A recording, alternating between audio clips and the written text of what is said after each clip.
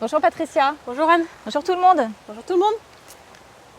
On se retrouve avec Patricia dans ce petit coin de forêt pour parler de chamanisme. La vidéo s'intitule « Le chamanisme et les pratiques chamaniques ». Alors, beaucoup de choses à dire là-dessus. On entend beaucoup parler de ce thème-là dans les milieux spirituels. Donc on va voir quelle est la définition de Patricia, toujours. Et puis comment toi tu appréhendes les pratiques chamaniques aussi.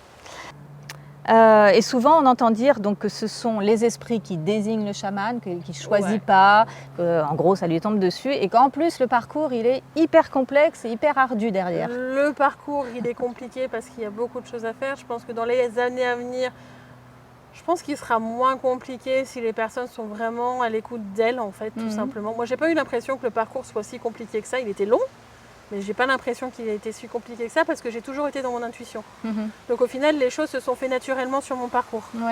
Après, je pense qu'il y en a qui, du coup, mais c'est comme dans tout domaine en fin de compte, quand il y a des choses que tu n'as pas envie d'aller voir, ben, ça devient difficile. Je pense que c'est plus ça. Est-ce que c'est un esprit qui t'apporte le truc ou autre? Pour moi, non, mais c'est quelque chose qui est sur ton chemin de vie. Tu vois, donc à un moment donné, soit tu as envie de le voir ou pas, mais il est sur ton chemin de vie si tu as à être chaman. Alors justement, je voulais qu'on parle de deux chamans qui sont un peu connus. Et ce que tu dis là me fait penser à l'histoire de Corinne Sombrin, dont on a quand même entendu parler il y a quelques années. Donc elle a contribué à faire connaître le chamanisme en France parce que elle, a priori c'était sur son chemin de vie d'aller en Mongolie et de découvrir là-bas par hasard qu'elle avait cette capacité-là, puisque c'est là-bas qu'on lui a découvert.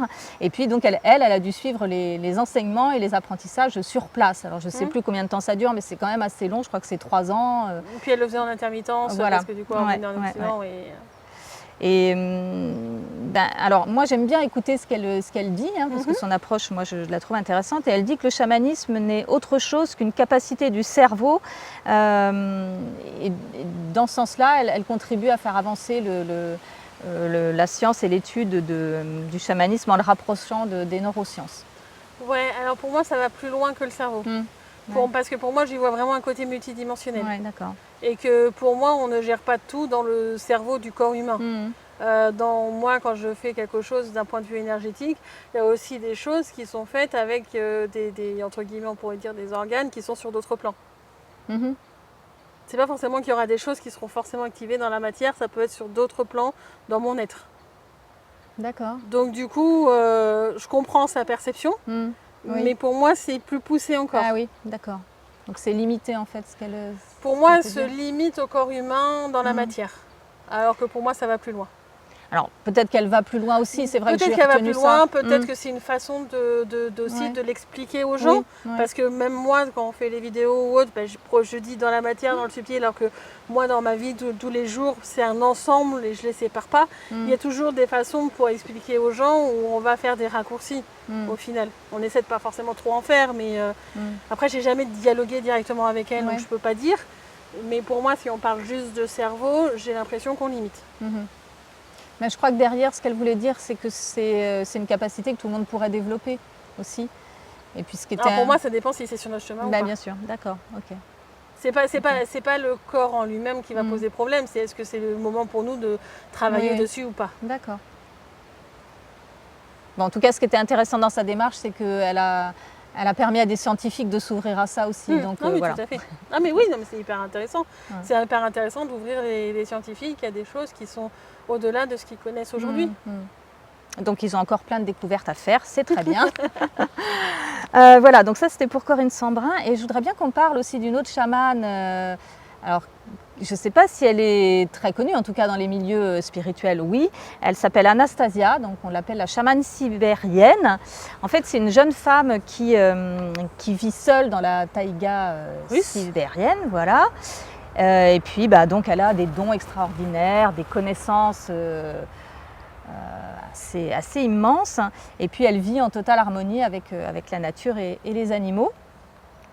Et donc, elle a fait une rencontre avec un homme russe qui a écrit des bouquins sur ce qu'il a vécu avec elle. Donc, voilà. Il y a Vladimir Maigret, voilà. Anastasia.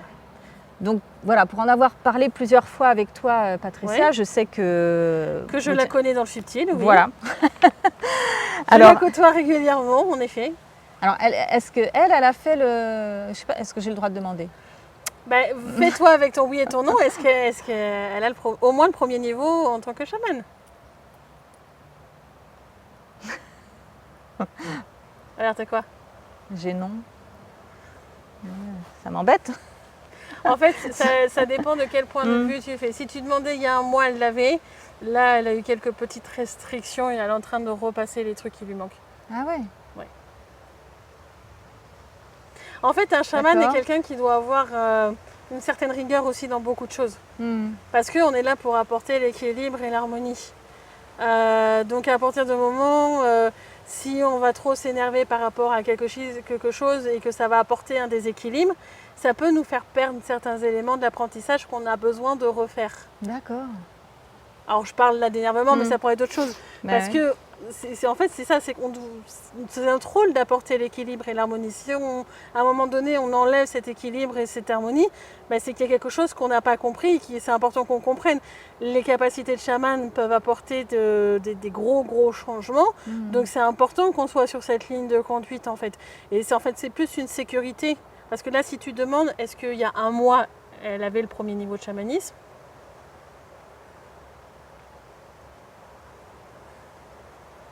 Ouais. Tu vois? Alors, en plus, on peut perdre les niveaux. En fait, c'est plus une sécurité qui est apportée au moment des justices, à ce moment-là, quand il y a eu quelque chose qui est fait, pour éviter que la personne, pendant qu'elle revoit pourquoi elle a fait cette erreur-là et qu'elle puisse contrôler le truc, elle ne génère pas des problèmes en plus.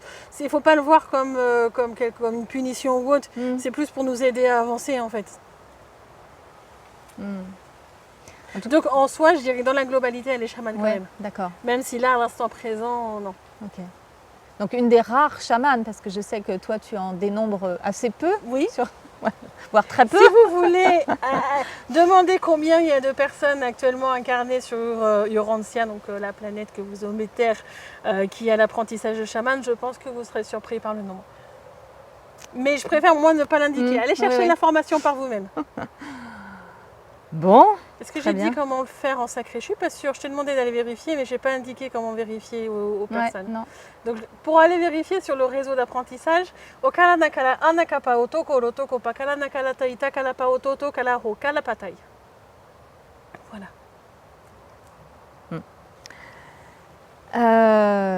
Bon, en tout cas, voilà, si vous voulez en savoir plus sur Anastasia, cette chamane sibérienne, il y a 10 bouquins. Oui, 10 tomes. Très intéressants. Enfin, je les ai tous, j'ai pas eu le temps de tous les lire encore, mais ils sont vraiment intéressants. Alors, on va passer à la deuxième partie où on va parler des pratiques chamaniques. Alors évidemment, toi, tu pratiques pas du tout... Pas le même chamanisme que les autres. Voilà, tu fais pas pareil. Alors, on a parlé tout à l'heure un petit peu des plantes. Donc, c'est vrai que souvent, les pratiques chamaniques, il y a des rituels où on passe par des transes. Tu l'as nommé tout à l'heure, c'est souvent impressionnant. Il y a beaucoup d'instruments aussi qui sont utilisés, donc notamment le tambour, tu l'as dit, il y a quand même une mode autour du tambour chamanique, dit chamanique, puisque tout le monde a un tambour et tout le monde fait du tambour chamanique. Il y a aussi des chants dans ces pratiques-là. Oui, un peu trop codifié à mon goût. Bon, tu vas nous dire comment tu fais toi. Et puis il y a aussi des substances donc, psychotropes, à effet psychotrope, donc par des plantes dites sacrées. Alors on connaît l'ayahuasca, donc en Amérique du Sud, l'iboga en Afrique, au Gabon principalement, et puis un cactus du Mexique qui s'appelle le peyote. Voilà. Tout ça est utilisé donc par les chamans d'une façon peut-être que toi tu ne... Alors, en soi, par exemple, les plantes qui sont souvent utilisées, qui ont un effet un peu psychoprope, pour moi, c'est juste, en fait, dans la voie d'un chaman, de pouvoir les utiliser. Ce qui m'embête, c'est que souvent, dans ce que j'ai pu voir, en tous les cas, parce que je n'ai pas été directement là-bas, ils amènent des périodes de jeûne ou autre, en fait, avant qu'il l'ingère, qui apportent un déséquilibre au corps, qui, du coup, amène à ce que la plante génère plus une transe. Ah oui. Et pour moi, la plante peut apporter les messages sans avoir à être dans un état de transe qui, pour moi, n'est pas un état stable. Et donc du coup, c'est plutôt pour moi en soi, notamment par rapport à ce genre de détails, que pour moi, en fin de compte, dans ces peuples-là, ils n'ont pas encore validé le premier niveau de chamanisme parce que non, un chaman, pour moi, ne fait pas quelque chose dans de l'instabilité. Tu peux pas apporter l'équilibre dans de l'instabilité, tu vois. Enfin, c'est... Oui, d'accord. Alors certes, ils vont recevoir certains types de messages, ils vont ouvrir des portes, mais je suis pas sûre que toutes vont être fermées derrière. Après, bon, encore une fois, j'ai pas croisé directement de personnes qui ont été là-bas ou autre, donc je peux pas dire exactement. C'est moi la sensation de ce que je peux percevoir dans le subtil actuellement par rapport à ce genre de choses. Mais alors, les états de transe, c'est souvent pour avoir des visions, pour aller chercher, oui, mais il n'y a pas besoin d'avoir un état de transe pour... Toi qui as déjà fait des cérémonies chamaniques avec moi, est-ce que tu as déjà eu des visions? Ah oui, oui, j'ai voyagé dans pas mal d'endroits. Pourtant, il n'y a jamais eu de transe. Non. Donc il n'y a pas besoin. Oui. Moi, ça ne m'a jamais attiré ces états de transe forcés comme ça. Mais je sais qu'il y a beaucoup de pratiques qui se font comme ça et beaucoup de gens qui sont attirés. Je sais, et moi personnellement, après, si quelqu'un est attiré par ça, j'ai envie de dire c'est son choix, son libre arbitre, etc. Il y aura les apprentissages qui vont derrière, voilà. Après, c'est pas quelque chose que moi je vais recommander parce que pour moi, c'est pas quelque chose qui est stable. Et puis on sait aussi qu'il y a des personnes qui font des transes et qui ont beaucoup de mal à en revenir. Alors ça, on entend dire que c'est de la responsabilité du chaman de pouvoir c'est vrai du chaman. Mais moi, ça m'est arrivé de prolonger les sons que je fais, etc. à la fin des cérémonies parce que les personnes avaient du mal à redescendre parce que ils sont montés dans des énergies assez douces, etc. Qu'ils y étaient bien, ils ont envie d'y rester. Et du coup, j'étais obligée de bien les amener sur Terre. Et d'ailleurs, souvent, quand je sais que la cérémonie va aller assez loin, etc., je fais un thé spécifique chargé de certaines énergies pour les aider à les ancrer derrière. Enfin, j'apporte des éléments qui vont les aider aussi dans la matière après à revenir.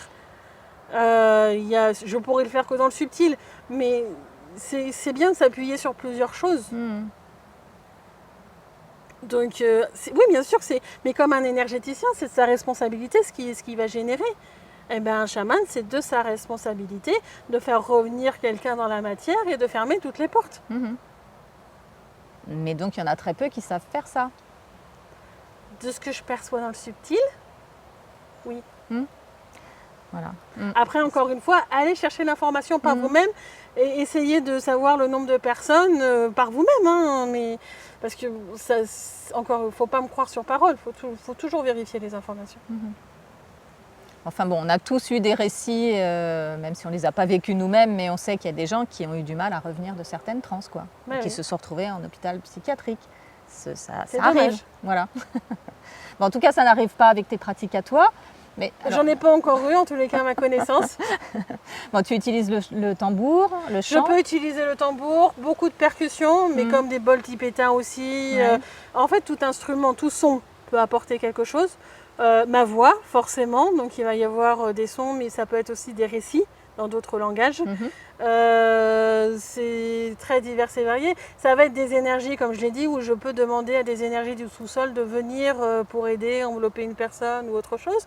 Ça peut être plein de choses. En fin de compte, je vais avoir tout ce qui est sous ma main pour pouvoir faire le chose, tout ce qui est dans l'environnement. Donc si j'amène des instruments, bien sûr qu'ils peuvent participer. Après, j'irai plus facilement parce que c'est presque plus facile sur des percussions ou autres, mais en soi, une flûte pourrait le faire, un piano pourrait le faire, tout instrument. Mais tu as besoin d'instruments pour faire des pratiques chamaniques, non? D'accord. Moi, ça m'est arrivé de refermer des portes ou autre juste avec un chant. Oui, d'accord. Un chant un chant suffit. Alors souvent, tu vas rajouter un côté son quand même quand tu vas utiliser le côté chamanique. Donc, pour ça que tu vas utiliser la voix. Mais tu pourrais utiliser le tambour sans utiliser la voix. En soi, c'est vraiment divers et varié. Enfin, il ne faut pas se mettre des limites. Souvent, je dis qu'il y a un côté voix, mais je ne suis même pas sûre que ça soit une obligation en tant que telle. Bien. Bon, on a beaucoup discuté. Est-ce que tu veux ajouter? Je pense que ça sera séparé en 2 vidéos. Oui, certainement. Moi, si j'ai envie de rajouter quelque chose, c'est que vraiment, si vous avez envie d'aller voir un chaman, je ne dis pas de venir me voir ou autre, mais posez-vous la question avant, est-ce qu'il a des apprentissages de chamanisme dans le subtil? Parce que pour moi, c'est vraiment une vraie sécurité. Voilà. Ouais, il n'y a pas d'annuaire pour l'instant dans le subtil. D'accord, ok, bon ben. c'est ça. Très bien. Bon, j'ai encore appris plein de choses. J'espère que vous aussi. Et puis n'hésitez pas à poser des questions parce que j'ai sûrement pas fait le tour. C'est très vaste le sujet. Bah oui. Et du coup, on peut l'annoncer ici, mais on a prévu une petite surprise pour la 100e vidéo avec un moment convivial en chaman. Voilà. À très bientôt. Au revoir. Merci Patricia. Merci Yann.